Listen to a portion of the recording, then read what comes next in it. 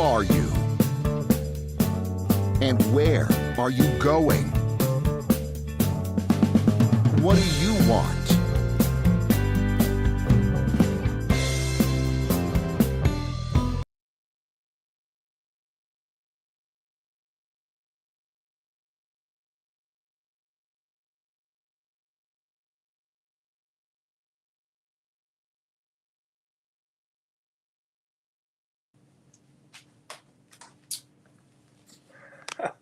Little technical difficulties there. Hello and welcome to Jiggers' Place. I'm your host, Kevin Bemmel, and I'm here every other Thursday at 5 p.m. Pacific time to have a cocktail and a schmooze, as we say. So my topic for today is turns out to be, unfortunately, much more timely than I intended it. So I choose my topics at least a week in advance, sometimes many, many weeks in advance. This one, I just happened to choose previous Friday, and we're meeting today, the day after, hopefully no matter what your political leanings are, the assassination of a leading political figure in our country, Charlie Kirk. Who, without getting into a long biography of Mr. Kirk, he was a young man, 31 years old, who was very well known on the political scene, especially on college campuses. He started an organization called Turning Point, which sought to help engage younger people in political discussions and the political process here in this country. And he was at an event at a university in Utah yesterday. And from 200 yards away, an assassin shot and killed him. It's a shocking event for our country. And as someone who was alive in the late 1960s and early 1970s and lived through the assassinations of Robert Kennedy Jr. But I did live through the assassination of John Kennedy, although I was only 3 years old at the time. But I remember the day that Robert Kennedy was assassinated. I was at school. And our teachers were informed, and I remember my teacher in particular sitting at her desk and crying. I was alive when the Reverend Dr. Martin Luther King Jr. Was assassinated, and when same is true of Malcolm X. We haven't seen this level of political violence in roughly half a century. It's extremely disturbing. And I think that without getting into a long discussion of the reasons for it, the topic for today's show, language inflation, I think is one of the problems. And while I won't be focusing solely on language that is oftentimes used in politics, I will be mentioning a couple that you typically hear in, I wouldn't even call them political discussions, frankly, political diatribes. And it's very unfortunate. I think it creates a climate where people feel excused, if not compelled, to commit the kind of violence that took Charlie Cook's life and left his wife and children of ages 1 and 3 years old fatherless. So a little bit of a somber note on which to start this afternoon's show. I do think it's appropriate in the light of flags flying at half staff today. So I thank you for joining me today. I will be honest, I thought about canceling today's show. It's at least for me, again, as someone who grew up in a previous time of political violence in the United States, a disturbing time to live through again. But you know, in any event, I hope that today's topic will resonate with you perhaps a little bit more deeply in light of the events that have occurred recently. So, as always, we're going to mix a cocktail first, and the cocktail I'm mixing. If you on my email list, you get the recipes in the morning of the show. This one is called the Awesome Crisis, which contains within it 2 language-inflated words, and it's a gin-based cocktail. It's not really a riff on anything that I can think of.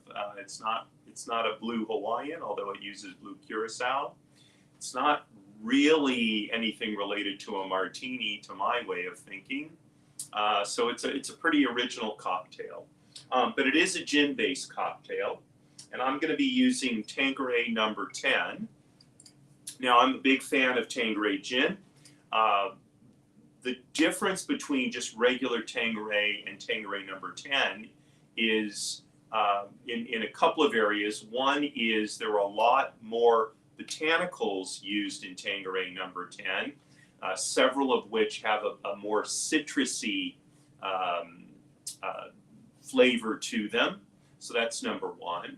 And number 2, this Tanqueray number 10 is distilled in small batches in pot stills, as opposed to regular Tanqueray, which is distilled in column stills. So this is a much finer expression of Tanqueray gin, and as a result, it is more expensive than regular Tanqueray. But if you're looking for something a little bit different to kind of upgrade your gin cocktails, especially if you like martinis like me, Tanqueray number 10 is a terrific gin. So I'm going to be using that as my gin.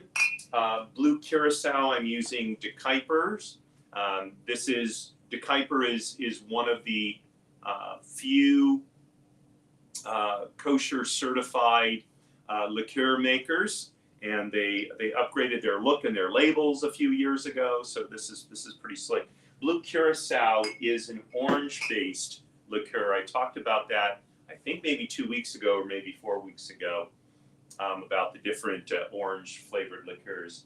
Then you have some simple syrup and some fresh lemon juice. So I've got my shaker, and off we go to mixing. So we're going to start out with 1.5 ounces of gin. So we're going to go to that line. There's already ice in my shaker. Okay, so start out with some gin, and we're going to use 3/4 ounce of blue curaçao.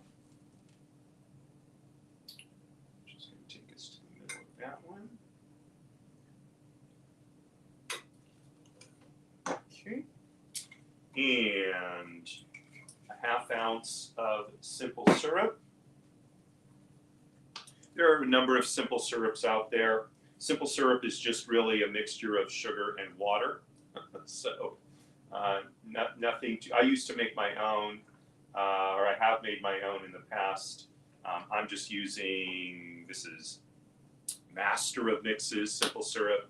But there are other ones out there, a number of which are certified. So, okay, so 1/2 ounce of simple syrup, 1/2 ounce of fresh lemon juice, and we're gonna shake it.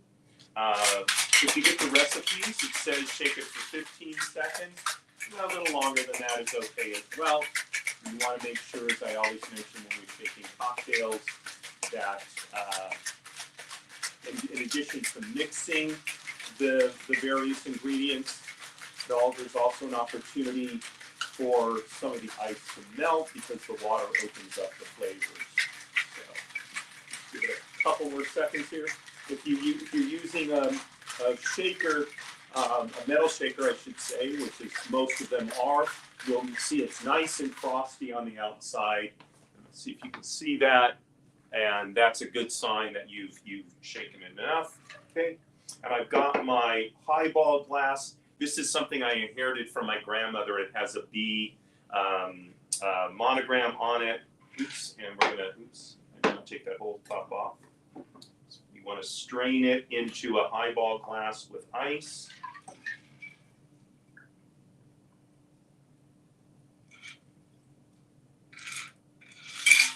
And we're going to top it off with a little bit of sparkling water, soda water from the siphon here.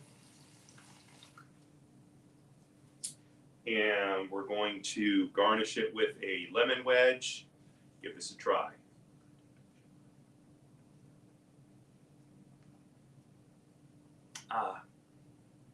Very refreshing. Great on a tough day to get us going. Okay, see you on the couch.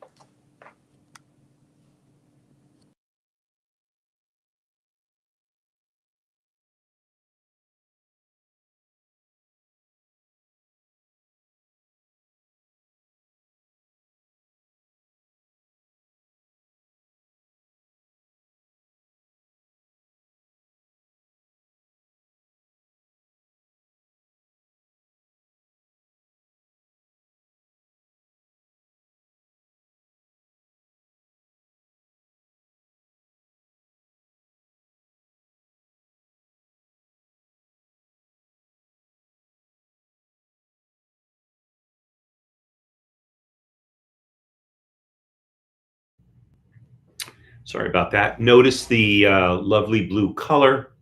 That's, of course, due to the blue curaçao, and it gives it that kind of luminous feel. And the soda water, which adds some carbonation, makes it quite nice. So, getting to our topic. For those of you who are regular watchers of the show, you have probably noticed I have, in the 6 years that I have been broadcasting, I probably used the word awesome twice, if that. It's not in my everyday lexicon. And there's a very specific reason why. It's not that I don't encounter things that are awesome. It's that most of the things that I'm told are awesome are frankly pretty everyday. They're pretty pedestrian. And because I value relationships so highly, I put a very, very high premium on effective communication. Now, to communicate effectively, I think requires accurate word selection and the conveyance of the proper amount of emphasis on a particular topic. And so if we think about what the word awesome really means, it comes from the word awe, which means to stand in wonderment at the astonishing greatness of a phenomenon. And the fact of the matter is, most of the things that we encounter each day don't rise to that level. So they're not awesome. And I've had people tell me on it, from time to time that something I did was awesome or something I said was awesome. And if I know them well, and if I don't know them very well, I just sort of shine it on and move on with it. if I know them well, I will sometimes ask them why they think what I've said or done is a source of astonishing wonderment. And no one has ever been able to explain to me why they said my speech or actions rose to that level. And the fact of the matter is they didn't. Okay. I'm not awesome. The things I say and do are not awesome. Hopefully they're relevant. Hopefully the things I say are relevant and food for thoughts. Hopefully the things that I do reflect my intention to be a good man, but they're not awesome. Right? So awesome is my most frequent example of language inflation.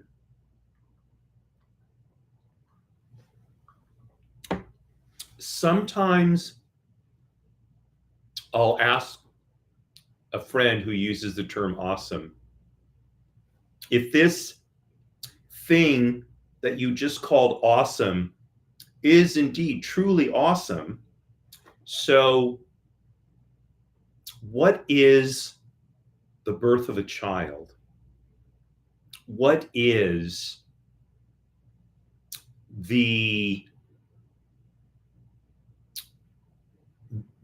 a falling star or a meteor? What indeed is God if something so everyday is awesome? What word do we use to describe these phenomena that are rare, astonishing, and in the case of God, so all-encompassing that humans' ability to perceive is too limited to actually understand the greatness of God. Right? So it's become a thing that we say that has lost its meaning. And that's the other problem, I think, with language inflation is we take words that once had a profound meaning and render them, for all intents and purposes, meaningless. And that's a shame, because instead of enriching our lives and the lives of our friends, loved ones, we diminish them. English is perhaps the most word-filled language in the world today, whereas Hebrew, the language of the Bible, is made up of roughly 20,000 root words. English has somewhere between 1 and 2 million words. And while we will list many words as synonyms, indeed there are slight variations of meaning, so that in reality rarely are two words literally synonyms. And so to diminish the communicative nature of our language by inflating a word to the point where it's meaningless is really a shame.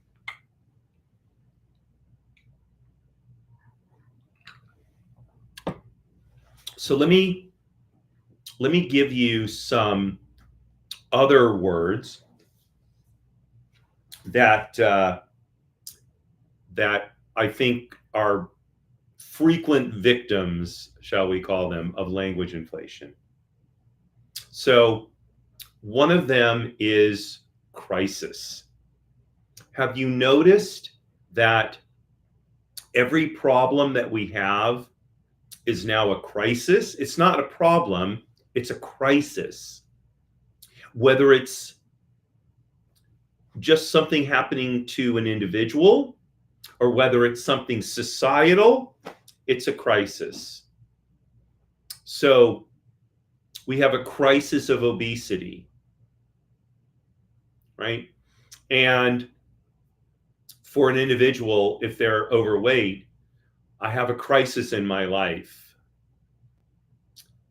Neither one of those are true. It is a fact that the number of people in the United States who qualify as obese is much higher today than it was half a century ago. And there's pretty readily understood reasons why that's the case. There have been some significant, shall we call them, missteps by public health officials and people who review and deal with nutritional standards. There's been a tremendous increase in the sedentary nature of work and lifestyles in the United States. And there has also been a de-emphasis on exercise as part of a healthy life, even as people who are dedicated to exercise sometimes become ever more fanatically so. And finally, there's been an attitude adopted that eating healthy and exercising and aspiring to live a healthy, fit life isn't necessary. So all of those things are unfortunate. They're all problems, but they're not a crisis. They don't signal the imminent destruction of our society. They just don't. That's not to say that they're not that it's not a significant problem or a problem that our society has really not addressed for decades. Yes, all of those are correct, but it's not a crisis. Okay? And unfortunately, because every problem is now labeled as a crisis, what happens when there really is a crisis? What do we call it when there's an earthquake that causes a reactor meltdown that leads to a significant release of radioactivity, like there was in Japan in 2011 when there was an earthquake and a tsunami that caused a meltdown at the Fukushima nuclear power plant that released enormous is too big, that released a large radioactive plume that, oh, by the way, my ship, the USS Ronald Reagan, sailed through multiple times as we sailed north and south along the coast of Japan. That's a crisis. There were people who couldn't get food, who couldn't get water, who had insufficient clothing. They lost literally everything. And they were in imminent danger of dying. That's a crisis.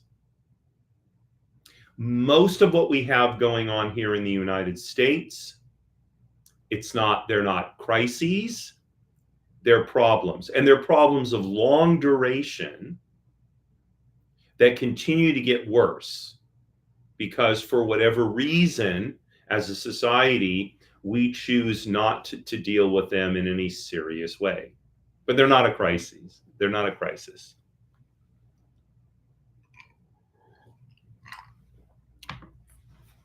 Why is this important? Because when we label something as a crisis usually can be dealt with a high level of activity, a huge burst of activity over a short period of time. And then the crisis is either reverted if it was a looming crisis, or the crisis was dealt with. In the case of the earthquake and tsunami in Japan in 2011, my ship, we flew helicopters in with water, food, and clothing to help the people out until the Japanese authorities could get regular vehicular access to these areas and set up a long-term recovery plan. So to call something a crisis that really requires a marathon to solve is a problem. And it actually works against solving the problem. Okay, so that's another one.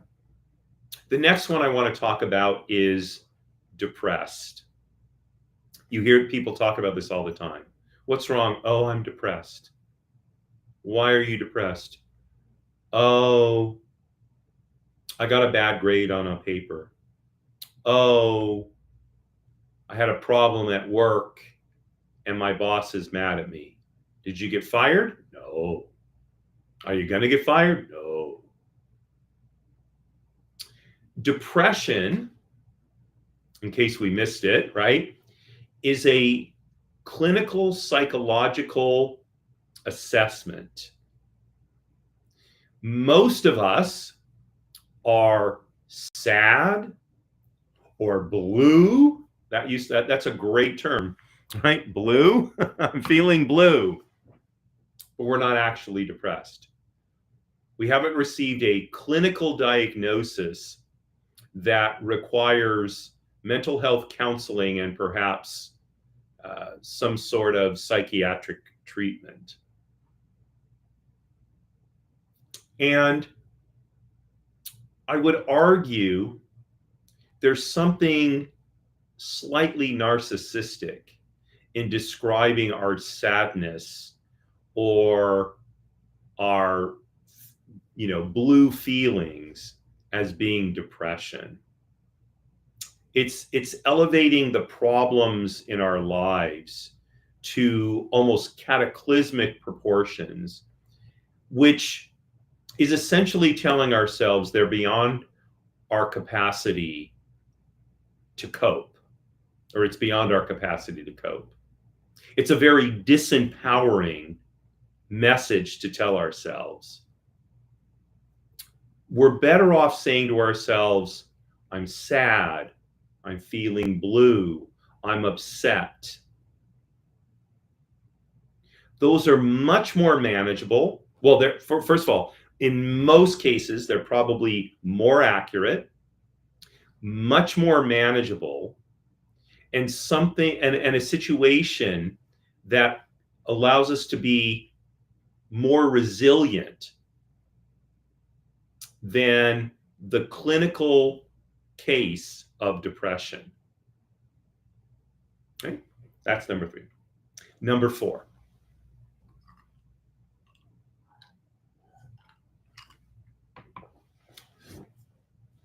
Calling people with whom we disagree Nazis. Now, as a Jew, to call someone in contemporary American society a Nazi is candidly not just language inflation, it's offensive. The Nazi Party and dedicated members of that party were responsible for the murder of 6 million Jews, and estimates are as high as at least 1 million other people, including Slavs, blacks, mentally ill people. They were mass murderers on an industrial scale. I have yet to see anyone in the United States who is advocating for mass murder on an industrial scale, let alone actively seeking to pursue it. And this is a particular particularly heinous example of language inflation, because if our political opponents are Nazis, what is somebody like Vladimir Putin, who is in many ways looking to exterminate his enemies in Ukraine, for example?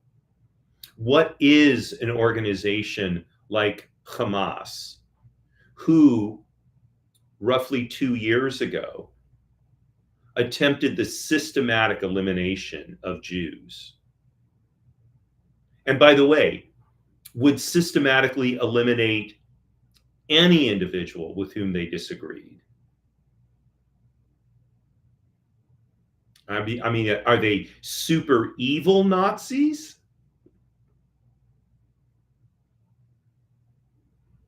So here again, we have a problem. The people with whom we differ with here in the United States, they may be uneducated, misguided, duped, maybe even stupid, but they're not Nazis. Sorry, they're not. And by the way, this goes no matter which side of the political spectrum on which you fall. Now, that's not to say that there aren't neo-Nazis here in the United States. Of course there are. They're kind of silly. For my view of neo-Nazis in the United States, I refer you to the Blues Brothers movie.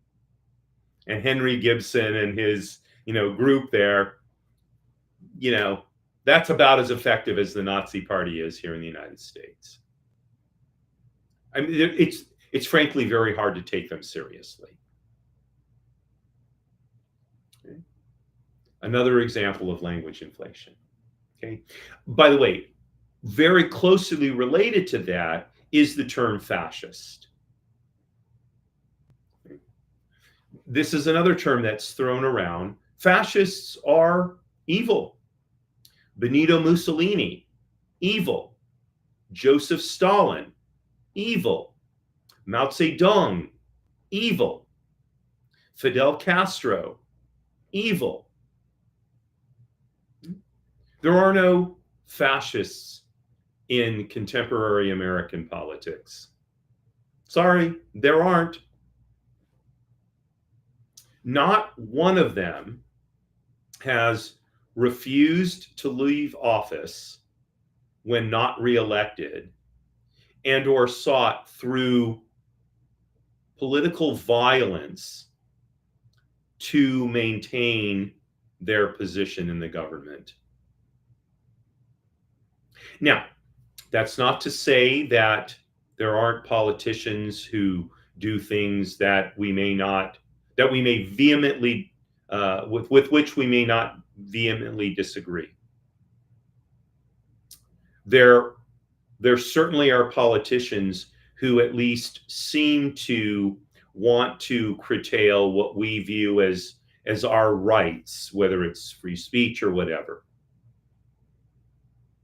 But the fact of the matter is, the systems in the United States are very strong. And even if these people temporarily seem to be able to hold a hegemonic influence over us, they eventually get found out. And those attempts to unduly control us get shunted to the side. They're not fascists, not in any true definition of what those terms have meant throughout history. And again, to label them so then if they're fascists, what is Xi in China, who forces the Uyghurs to go through re-education or face being killed?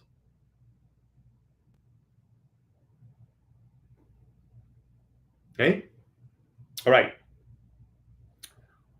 unbelievable, right? Now, this is one of the ones that I struggle not to use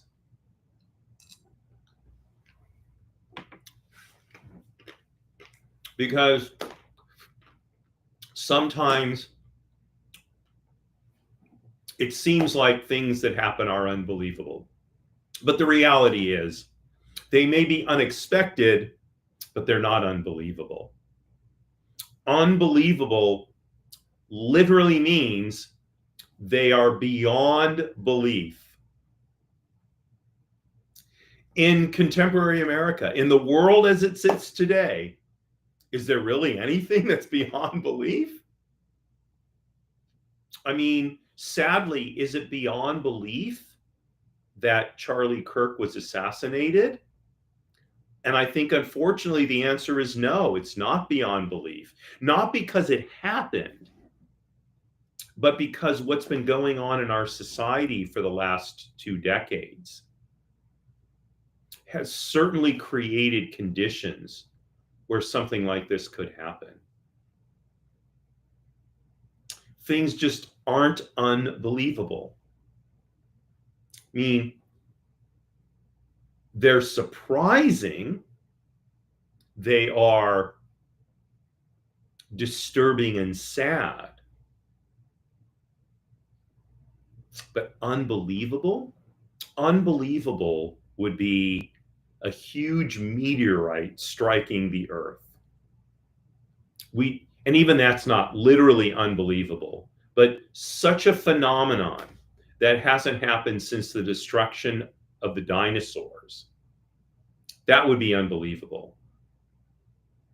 But not, unfortunately, for good or for bad, not the things that happen in society today. Society is too freewheeling. It's too constraint free. And so a claim of unbelievability is difficult, if not impossible, to sustain. Here's one of my favorites. Literally. Literally means take my words at face value. There was literally 1 million people, blah, blah, blah, blah, blah. Really? Literally 1 million people? Probably not. No. Figuratively, there was 1 million people, but not literally. Literally now is used to emphasize whatever it is we're saying. But it's being used in a completely untrue way. And when we use the word literally as an emphasizer, I think today, what we do is we tell people, don't believe what I'm saying. Or at least have a doubt about the veracity of my statement. And again, this is another one that I struggle with. I saved the ones I struggle with for the end. Mea culpa, right? I'll find myself saying literally, and I'm about to say, and then I say, well, wait, not literally. Here's what I was going to say. I have to back off. Save literally for when we're saying the actual truth.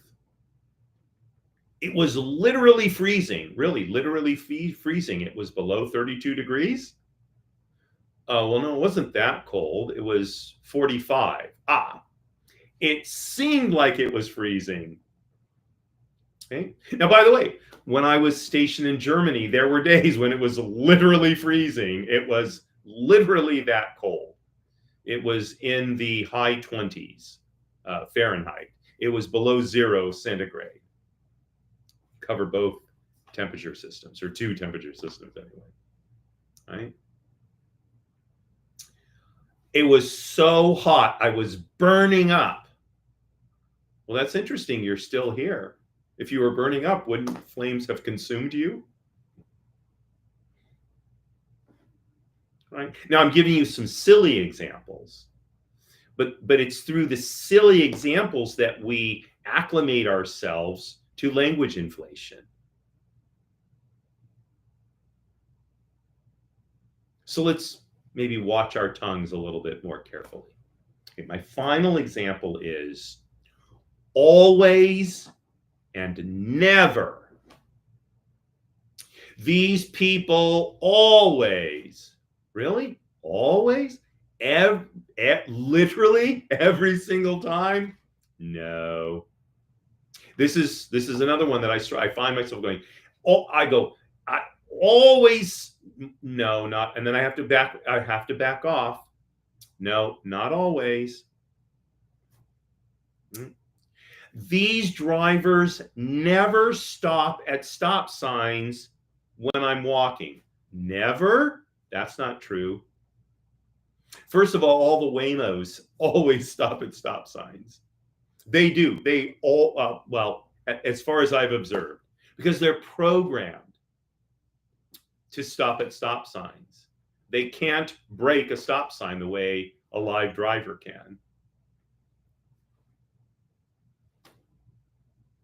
What we mean is frequently or almost never, right? That's really what we're saying. But we feel like we have to emphasize it to get the person to really believe us, right? You can tell, like with a hand, right? And it's a shame because we're accreting to ourselves a level of certainty and moral approbation or disapprobation that we don't have. And for someone who cares about the truth, we're explaining to them that we can't be trusted. And so to go back to where I started, oops.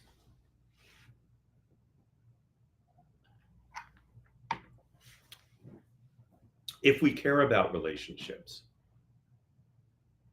then we should care about communication. We should care about building mutual trust. Mutual trust shouldn't come from the sense that somebody agrees with everything we say. That's pardon me, that's not a mature basis for establishing trust. Oh, this person agrees with me, therefore I can trust them. That works right up until the point where they do something that shows you you shouldn't have trusted them. Someone is trustworthy for a number of reasons, and one of them is fidelity to telling the truth. People who inflate language have a lower fidelity to the truth than people who seek to use language accurately and in a communicative fashion. So for those of you who really seek to build quality relationships, for those of you who are seeking something you can do to change what's happening in our society today, I encourage you, beg you, eschew language inflation. Let's embrace the beauty, the fullness, the richness of English. Take a moment to search for the accurate word to describe what it is you're communicating to another person.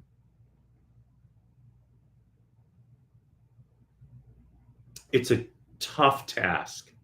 We're so acclimated to just speaking in the most inflated, even inflammatory way.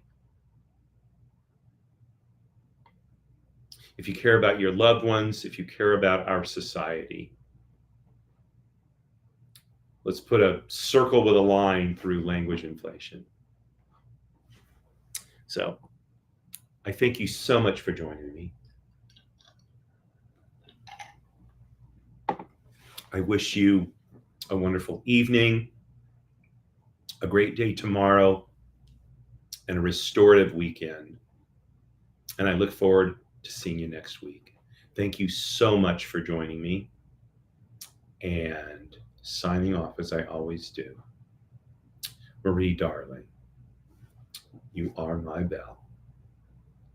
Courage at all times, my friends.